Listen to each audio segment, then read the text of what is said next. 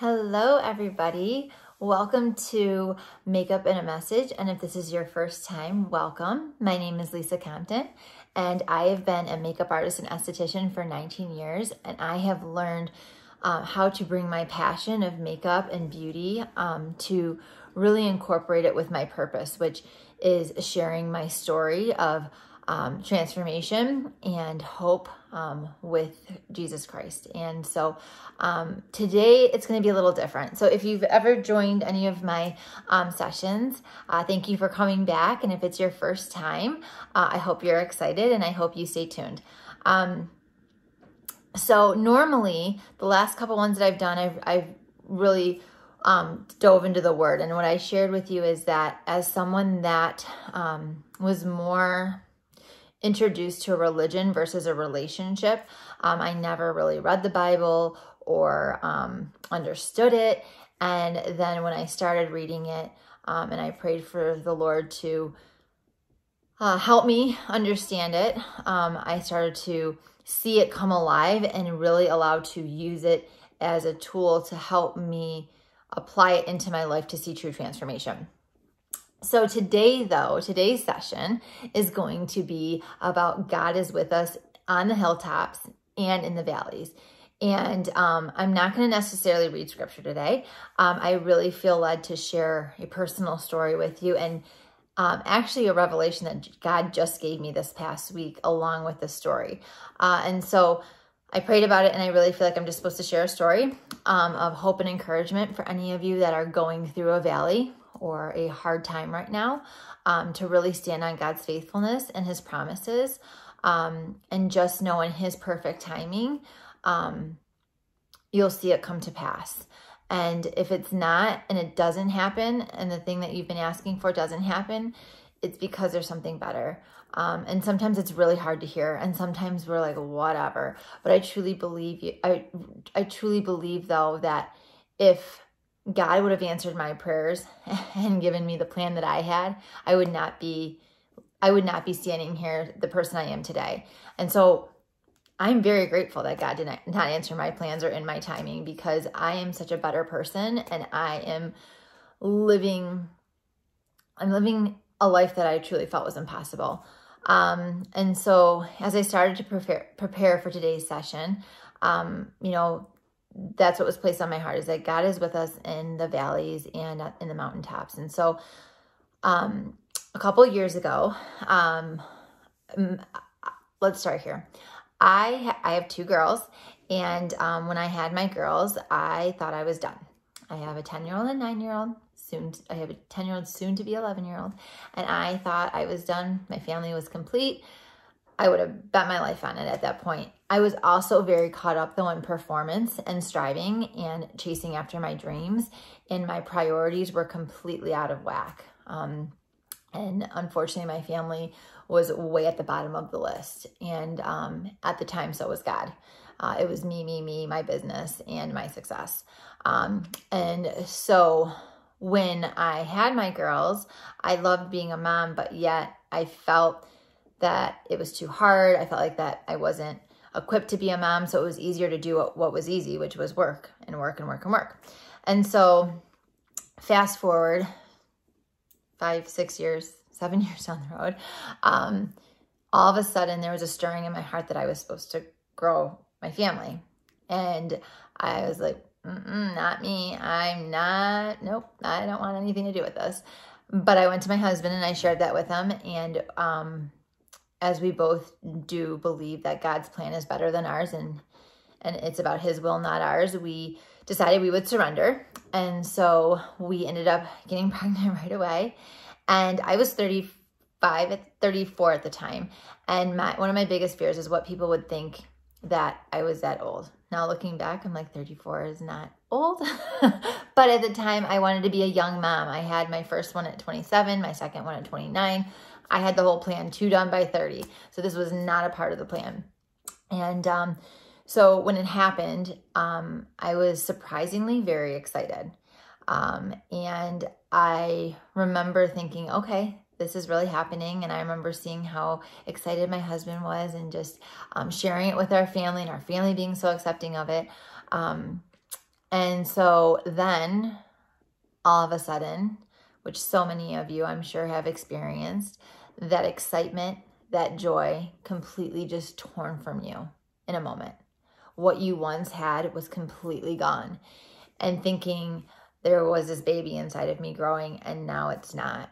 And I remember thinking, I listened to you. I didn't even want this. Like, you wanted me to have this. I remember having arguments with God and like saying all, like just thinking like, how could you do this? Like, you gave this to me and then you took it away. Like, how dare you, kind of thing.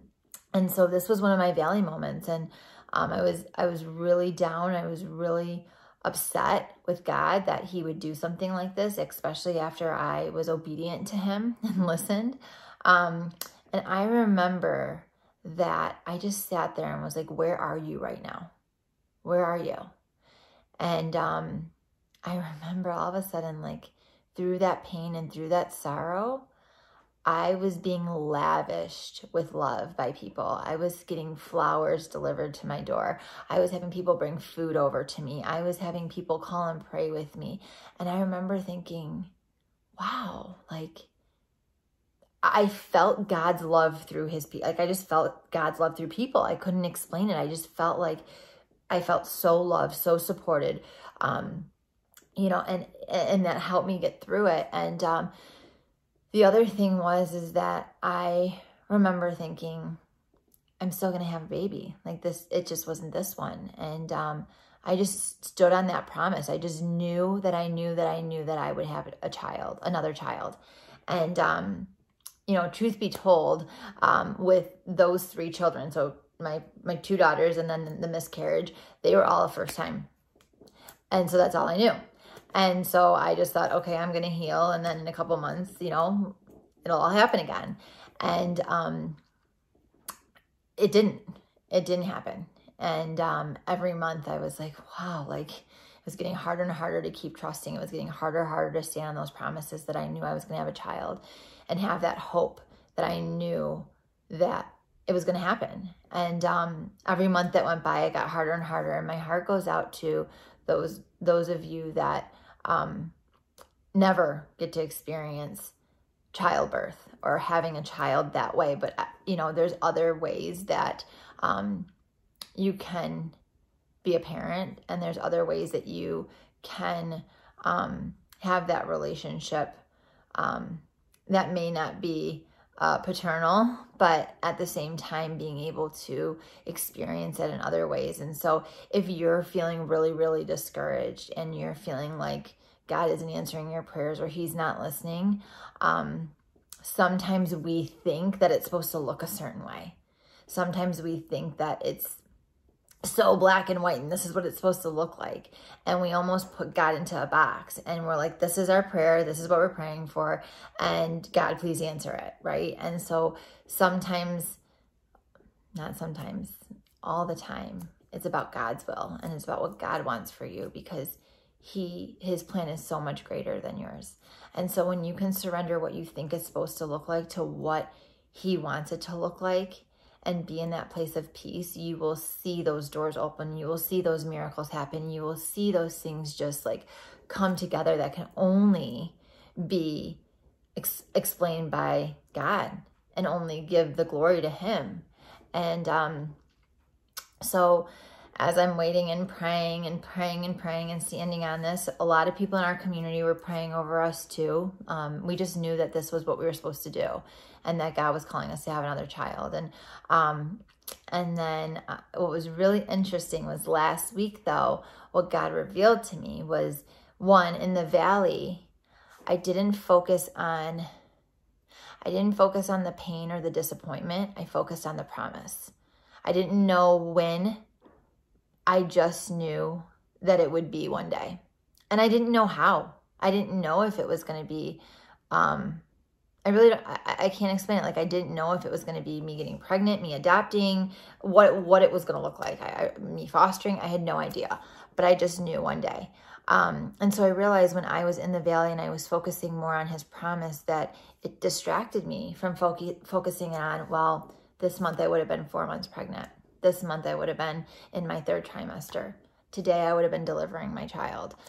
Instead, I was like, okay, Lord, in your timing. In your timing, I'm trusting you. You have the perfect plan.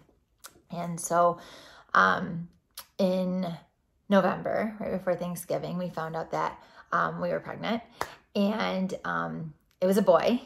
And all of a sudden the things just started coming in, and wow, did God show up. Wow, did he show up. So not only were we pregnant, but it being a boy, I always knew that I wanted to name my son after my papa. And at this point, my papa has already passed away. And so I wanted to give him the name Jack. And I was so excited to do that. And my grandparents are people that are very, very important people in my life, and have made such an impact in who I am today. And my grandmother, my Busha, we're Polish. She is one of the most special people in my life. And not only was I able to name my son after my papa, but I was able to literally deliver my son on my Busha's 89th birthday. So I was able to give her the gift of another great-grandchild or great-grandson, and it was Jack. And it was just such a beautiful story how it all came and how I was able to share it with her. I remember sharing with her my due date, and I wrote this whole letter to her, and it was so beautiful. It was like such a whole God journey that was just like, wow, this is it, this is it, this is it. Down to like praying like, Lord, if it is your will, let Jack have papa's blue eyes like me and him. And sure enough, I can't tell you how many people say to me, your son's eyes are beautiful. Your son's eyes are beautiful. And so many things were just like answered, right? But I had to go through a lot first. And what the Lord revealed to me in this past week, as I was talking to someone that recently had a miscarriage too, was that she was in a place of going back to thinking like where she should be right now with this baby, like where she would be in the gestational period. And for me, I sat there and I was telling her, because I was thinking, well, where would I have been when I conceived Jack, or how many months it had taken. I realized at that point it took 8.5 months. And I realized at that point that child that I miscarried in March, that was due at the end of October, was exactly when I conceived Jack. And I realized that as much as it hurt, as much as I was devastated,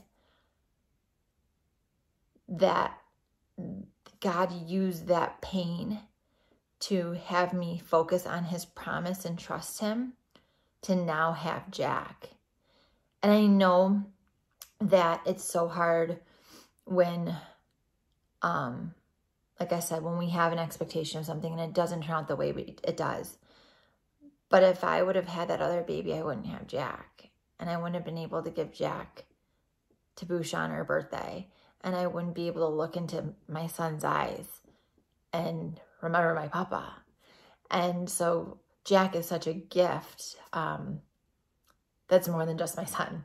And so I just, I hope that if you're going through something really hard right now, and maybe it's not a miscarriage, maybe it's a loss of a loved one, maybe it's a disappointment in a breakup or a divorce,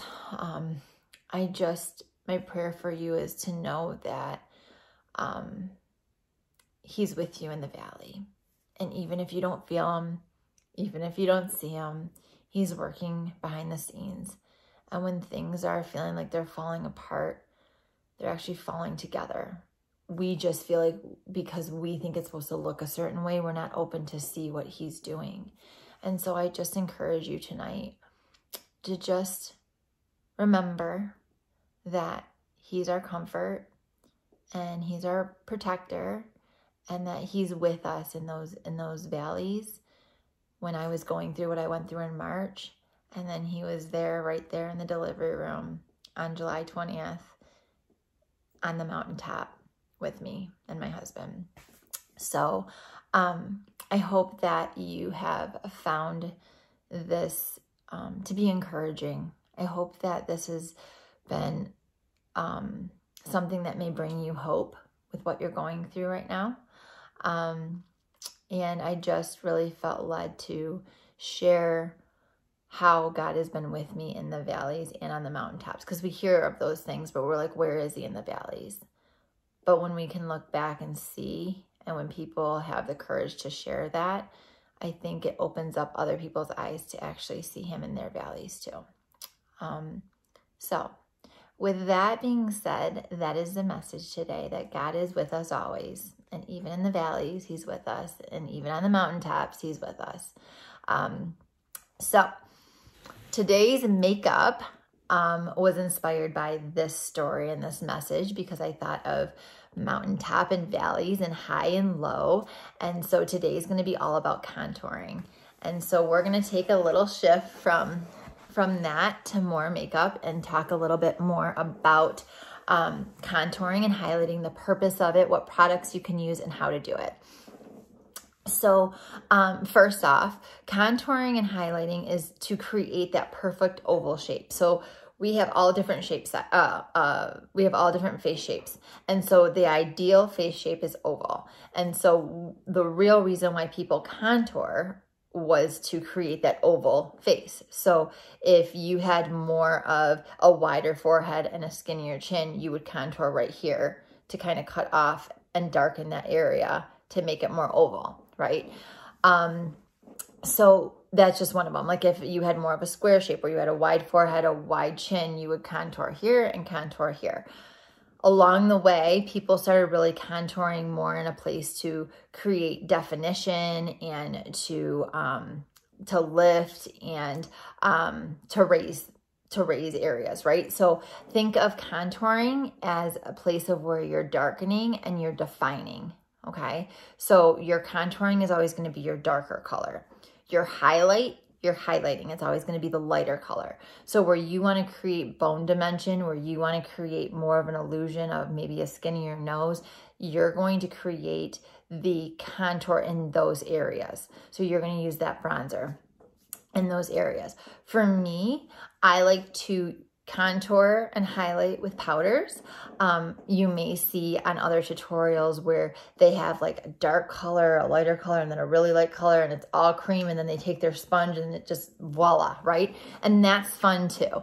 But for me, my go-to is always powders. I find it to be a little bit more softer. I find it to be a little bit easier to create the look versus the creams.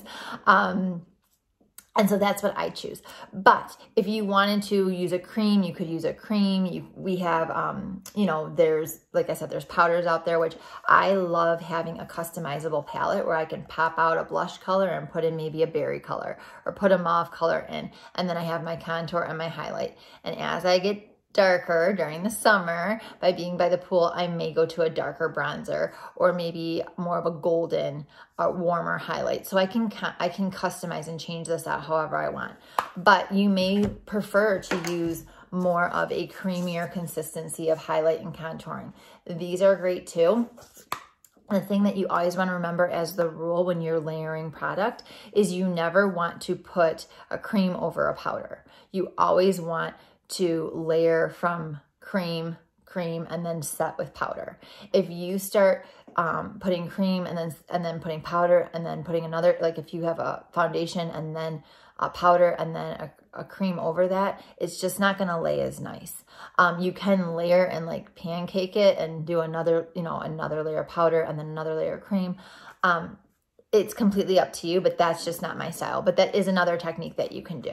And then you can also use illuminators. Illuminators are more of like a tinted liquid. So I have a bronze one here that you could use, and you would just put it in the same area the way that you would do the cream or concealers or foundations.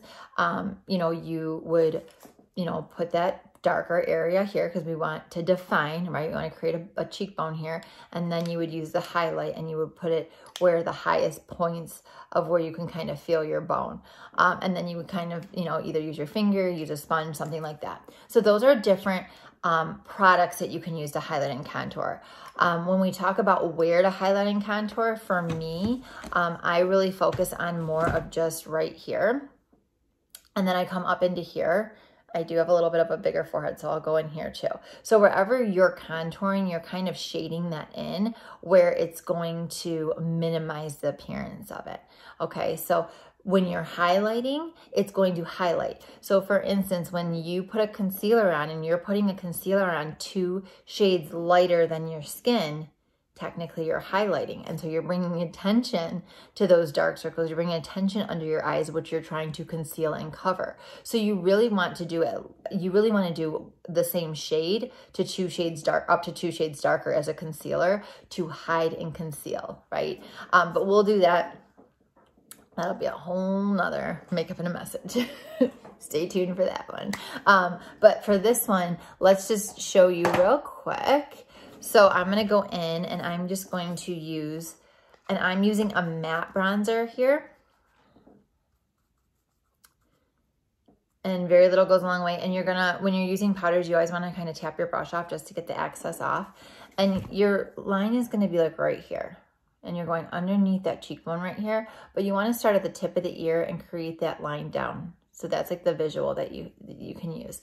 The other thing is, keep in mind wherever you put the product first is where you're going to have the most payoff or most loading of color. So you want to start up here and kind of just push down like that. And then go back and forth, up and down, and then kind of out. And I'm finishing off right to my ear. Just a really soft, natural look, but it just gives you, just like so. And then I take this in here, and I just come into my temples. I love using a flatter brush because I feel like it just fits perfect. You can use more of a rounded brush, but when I use a flatter brush, it just kind of fits right there. Whereas if I had a different brush, I kind of have to be a little bit lighter handed, but this gives me exactly what I need. So then if I wanted to go in here a little bit and come down, and then I did bring this in case any of those of you that like a skinnier nose or anything, this is a fun trick to do. And I'm just going to use this smaller brush right here and just ever so lightly just go in here on the side of the nose with my bronzer.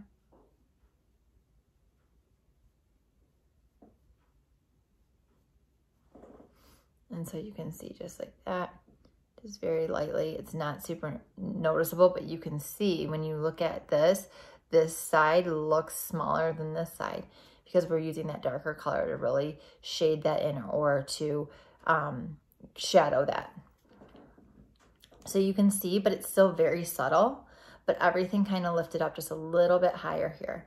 So that's one of the reasons why I love to contour, is because I just get a little bit more of a lift. And yet again, it doesn't have to look, you know, completely made up. It can just enhance that natural cheekbone that you already have. So again, we're just going to start right here, create that line down. We're just going to kind of push that first and then just back and forth. Not having to figure out what the width is of what you need because it's the whole brush. I love brushes like this that do the work for you. And then we're gonna go in here and then just meet that up in the forehead, in the center, just like so. Finish off right here on the jawline and the neck.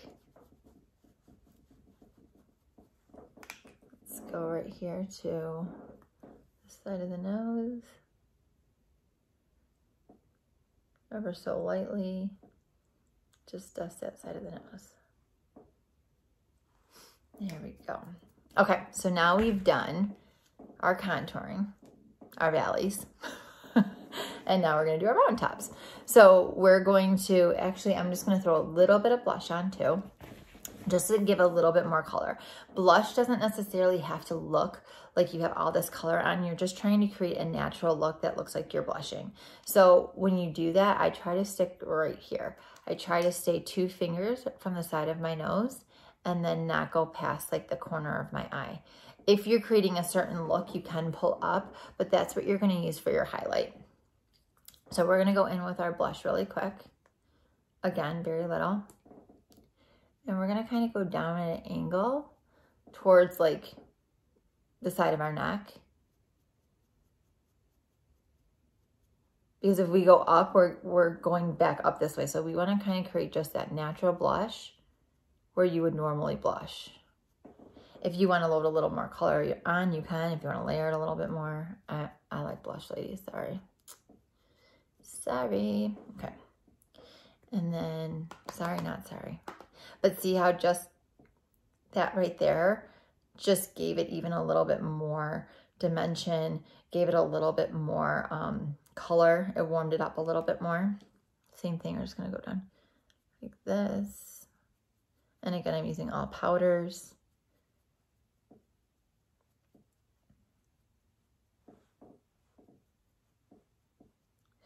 And then we're just gonna go in with our highlight now. So our highlights are gonna be the highest places. So for instance, we're gonna go right here, but we're gonna do a V right here, okay?